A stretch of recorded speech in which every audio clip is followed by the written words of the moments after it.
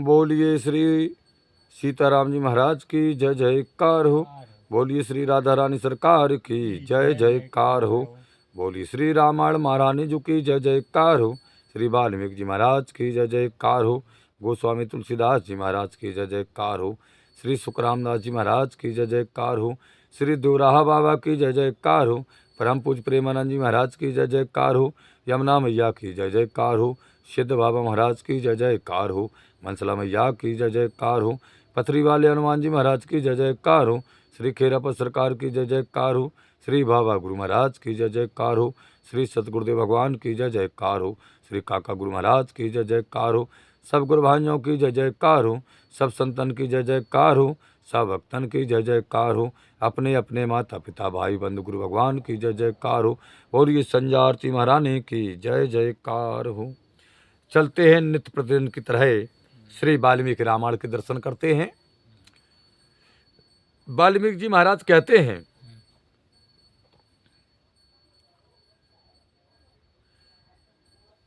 कि इतने में ही राम रावण का घमासान युद्ध होने लगा अब, और दोनों ही अपने अपने देखे गए शकुनों के अनुसार अपने भविष्य को जानकर भयंकर युद्ध में संलग्न हो गए। रावण को भी सगुन अशुगुन भय और राम को तो सगुन ही सगुन भय, अशुगुन भय ही नहीं है। दोनों लोगों ने अपने सगुन अशुगुनों पर विचार किया और भयानक युद्ध अब करने लगे। वाल्मीकि जी महाराज कहते दोनों ही वीर राम और रावण महाबली थे। इस समय एक दूसरे को पराजित करने के लिए दोनों ही प्रयत्नशील थे। वह अपना अमित पराक्रम दिखाते हुए युद्ध कर रहे थे। रावण ने कुपित होकर इंद्र के रथ को ध्वजा को लक्ष्य करके बाण चलाया। इंद्र का जो रथ आया था, रावण ने एक बाण मारा कि इसकी ध्वजा को उड़ा दें, किंतु बाण ध्वजा के निकट न पहुंच सका। वह पहले ही भूमि पर गिर करके व्यर्थ हो गया। वाल्मीकि जी महाराज कहते हैं कि जब रामचंद्र जी ने देखा कि शत्रु मेरे रथ की ध्वजा काटने के प्रयत्न में है, तो उन्होंने अपने बाण से रावण के रथ की ध्वजा को पहले काट दिया। रावण अपने रथ की ध्वजा को कटा हुआ देख करके अत्यंत क्रोधित हो गया और श्री रामचंद्र जी पर बाणों की वर्षा करने लगा। महाराज उसने बाणों के भीषण प्रहार से अनेक घोड़ों को भी राम जी के कुपित होकर श्री रामचंद्र जी पर बाण वर्षा करने लगा। और रावण ने राम जी के रथ के घोड़ों को भी आहत किया, किंतु घोड़े आहत होते हुए भी युद्ध के लेस मात्र भी विचलित नहीं हुए युद्ध से। घोड़ा अरे देवतन के घोड़ा हते। वाल्मीकि जी महाराज कहते तब तो रावण बानरों पर भी बाणों की वर्षा करने लगा फिर। और उसके इस दूषित कार्य को देख करके श्री रामचंद्र जी ने अत्यंत ही कुपित हुए। उन्होंने अपने बाण छोड़ने की गति को बढ़ा दिया। अब थोड़ी रफ्तार बढ़ा दी भगवान ने, तथा रावण पर हजारों बाणों से आक्रमण किया। 1000 बाणों से एक दार। रावण भी युद्ध में अपना पूर्ण पराक्रम दिखलाने लगा। दोनों निरंतर बाण वर्षा कर रहे थे। महाराज वाल्मीकि जी महाराज कहते जिसके कारण बाणों ने आकाश मंडल को आच्छादित कर दिया और दोनों के रथ अत्यंत तीव्र गति के साथ रणभूमि में दौड़ रहे थे। वह आमने सामने होते ही भयंकर वेग से लड़ने लगे। राम जी को रथ और रावण को रथ बिल्कुल आमने सामने है। बिल्कुल अब फेस टू फेस युद्ध प्रारंभ हो गया। वाल्मीकि जी कहते रावण का रथ सामने देखकर श्री रामचंद्र जी ने उस पर कठिन बाणों की वर्षा की। अब राम जी ने देखा कि दुश्मन का रथ सामने है, कठिन बाणों की वर्षा की। उसके घोड़ों पर भी तीखे बाणों से भगवान ने प्रहार किया, जिससे घोड़े पीछे की ओर हटे। रावण यह देख करके अत्यंत क्रोधित हुआ और श्री रामचंद्र जी पर भीषण प्रहार करने लगा, किंतु उसके तीखे बाणों के प्रहार का उन पर लेस मात्र भी प्रभाव नहीं पड़ा, भगवान पर जरा भी नहीं। तब रावण ने उनके सारथी पर प्रहार किया, मातल पर। मातल उस प्रहार से तनिक भी विचलित नहीं हुए। दोनों में अत्यंत भयानक युद्ध हो रहा था महाराज, जिसे देखकर पृथ्वी वन आदि कांप गए। देवता भगवान श्री रामचंद्र जी के पराक्रम को देख करके उनकी जय जयकार करने लगे और आकाश मार्ग से समस्त देवता भगवान को आशीर्वाद प्रदान करने लगे।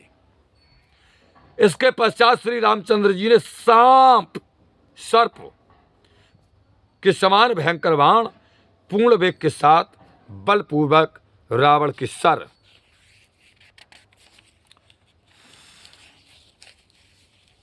को लक्ष्य करके मारा। बाण लगते ही उसका सर कट करके भूमि पर गिर पड़ा, किंतु रावण का सिर पुनः उत्पन्न हो गया। तब तो श्री रामचंद्र जी क्रोधित होकर के उस पर वार करने लगे, अब जिससे उसके सिर कटकर भूमि पर गिर तो जाते थे, किंतु वाल्मीकि जी महाराज कहते तुरंत ही पुनः सिर उत्पन्न हो जाते थे उसके। इस प्रकार अपने अमोक्ष बाणों को निष्फल देख करके श्री राम उसकी छाती को बाणों से बेधने लगे। अब दोनों में फिर भयंकर युद्ध होने लगा। इस प्रकार पुनः युद्ध बढ़ता देखकर इंद्र का सारथी मातल भगवान श्री रामचंद्र जी से अब कहने लगा।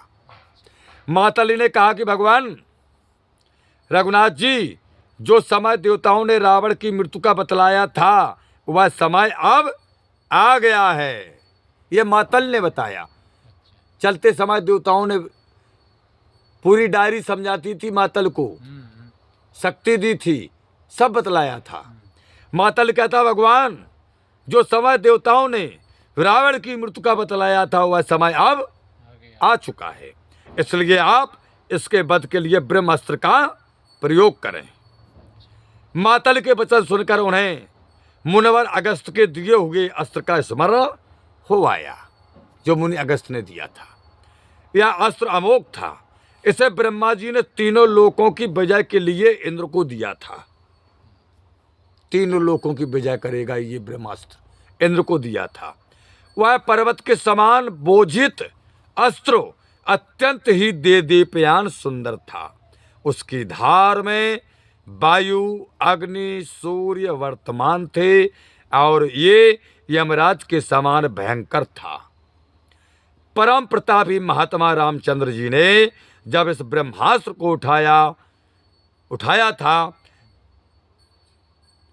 तो उसे देख करके पृथ्वी मैया कांपने लगी तथा प्राणी वर्ग भयभीत हो गया। महाबली श्री रामचंद्र जी ने उस अस्त्र को रावण पर पूर्ण बल के साथ मार दिया। श्री रामचंद्र जी ने उस अस्त्र को रावण पर पूर्ण बल के साथ मारा, जिसके भयंकर आघात से रावण का हृदय चूर चूर हो गया, टुकड़े टुकड़े में फैल गया उसका हृदय। उसके प्राण पखेरु उड़ गए। ब्रह्मास्त्र भूमि में प्रवेश कर गया। रावण के प्राण पखेरु तो उड़ गए, ब्रह्मास्त्र पृथ्वी माता में प्रवेश कर गया।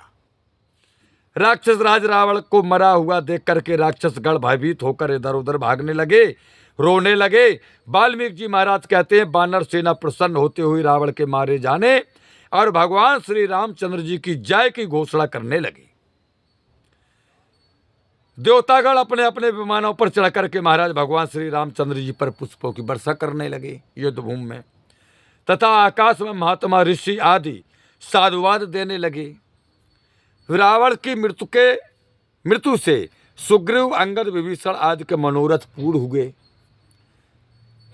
भ्रात भक्त लक्ष्मण ने सुग्रीव, अंगद और विभीषण को साथ लेकर श्री रामचंद्र जी की अब पूजा की। लक्ष्मण जी ने भगवान श्री राम रावण का वध करके उस समय 100 जनों से सहित अत्यंत सुशोभित हो रहे थे। जब रावण का वध कर दिया, सब घेरे में बैठे हैं, बड़े अच्छे लग रहे हैं राम। संग्राम भूमि में अपने भाई रावण को मृतक पड़ा देख करके विभीषण शोकाकुल होकर के अब विलाप करने लगे। राजन, आप सुकोल सैया को त्याग आज भूमि पर क्यों सो रहे हैं? विभीषण ने अपने भाई रावण से कहा कि हे राजन, आप कोमल सैया को त्याग करके आज भूमि पर क्यों सो रहे हैं? उस समय आपने मेरी बात नहीं मानी। विभीषण कहते कि हे राजन, किंतु जैसा मैंने कहा था वैसा ही हुआ कि आपका अंत होगा। आप समस्त राक्षसों को डुबा ले जाएंगे, लंका को विध्वंस कर देंगे। वही हुआ राजन। उस समय आप कामदेव के वशीभूत थे। विभीषण ने कहा राजन, उस समय आप कामदेव के वशीभूत थे, फिर मेरी बिना कैसे स्वीकार करते थे? मैंने इंद्रजीत और प्रहस्त आदि को भी बहुत समझाया था, किंतु उन्होंने भी मेरे वचनों पर ध्यान नहीं दिया। विभीषण कहते, भैया आज तुम्हारी मृत्यु से धार्मिक मर्यादा नष्ट हो गई, तुम्हारा संपूर्ण साहस आज निष्फल हो गया। विभीषण कहते, हाय रामचंद्र रूपी प्रबल प्रभंजन ने, रामचंद्र रूपी प्रबल प्रभंजन ने रावण रूपी विशाल वृक्ष को समूल नष्ट कर दिया। विभीषण कहते हैं, रामचंद्र रूपी सिंह ने रावण रूपी महागज को कुचल दिया है। विभीषण इस प्रकार शोकातुर होकर के विलाप कर रहे थे। भक्त वत्सल भगवान रामचंद्र अपने भक्त विभीषण को इस प्रकार विलाप करते हुए देख करके करुणाद्र हो विभीषण से कहने लगे, भगवान करुण भाषा में, भगवान का भी गला भरा आया है।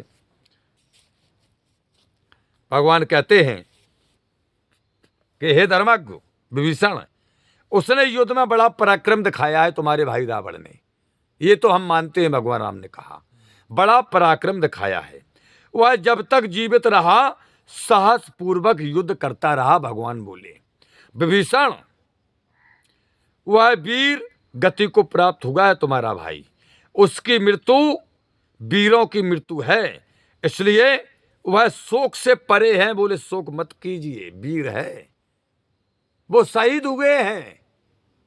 राम कहते वह उन्नतशील पराक्रमी था तुम्हारा भाई रावण, पराक्रमी की मृत्यु पर शोक करना हे विभीषण उचित नहीं होता है। उसने अपने पराक्रम से देवराज इंद्र सहित त्रिलोकी को भयभीत बना दिया था। राम जी कहते विभीषण, फिर ऐसे पराक्रमी वीर पुंगव को मृत्यु पर शोक क्यों प्रकट किया जाए? लंकेश दो समान वीरों के युद्ध में विजयश्री किसे होगी? ये कदापि, राम जी कहते हैं कि हे लंकेश विभीषण, ये कदापि निश्चित नहीं कि दो वीर मैदान में लड़ रहे हैं, जीतेगा कौन? भगवान कहते कि हे लंकेश विभीषण, युद्ध में तो पराक्रम ही सराहनीय होता है, दाव पैच बल पराक्रम ही सराहनीय है, जय पराजय सराहनीय नहीं है।